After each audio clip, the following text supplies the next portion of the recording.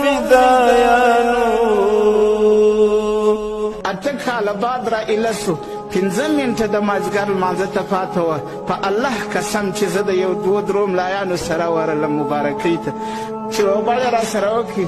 جومات ودرېدی، جومات ته ولاړو، لمونځ مو وکړي چې راوتم. د وروره سره را سره پر بغل سو. پلار یې رالی وایي څنګه در سره پر بغل سو؟ ما ورته ویل څه په خبر یم، پوښتنه به کوي. ما ته وایي ما چې واده وکړي زما د واده 4-5 میاشتې کېدې، نو چې په کومه شپه کلم موټر بم ته، نو هغه بیبي ته مې په خونه کې ویل چې ته نوره پر ما طلاق یې. دا د الله تعالی پر ذات باندې، د الله پر دین باندې چې بیبي ته طلاق ورکوي، دا پوهان دي. ګورې دا به د اشرګاه میدان ته راځي، هغه خپله بیبي پرېږدي ظالمه ته، د بل بیبي ته چشمکان وهې.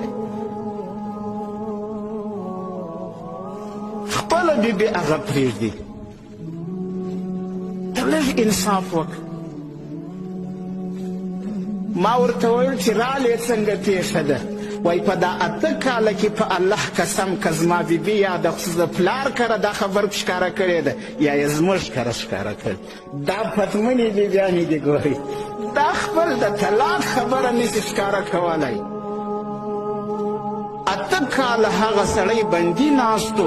8 کاله بعد چې را ایله سو، ما ورته ویل الله نوی ژوند درکړي، ستا په طلاق ورکولو په عده تېرېدو ستا طلاق نکاح ختمه سوه، نوی نکاح وکړه، واده وکړه، ژوند نوی الله درکړي، د دغې بیبي سره نوی واده وکړه، هېڅ پروا نه ده.